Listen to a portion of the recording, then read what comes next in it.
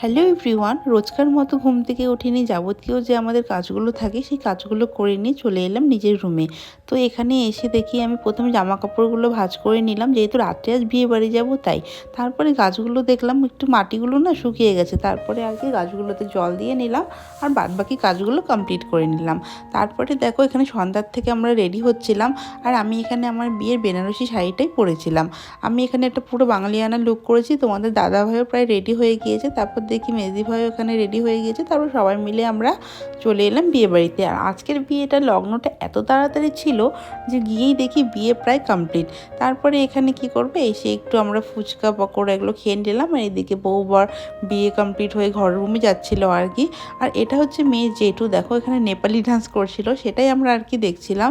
আর তারপরে এখানে মাদেরকে আমরা একটু ফটো তুলে দিলাম, তারপরে আমরা খাওয়া দাওয়া করে নিলাম আমি আর তোমার দাদা ভাই।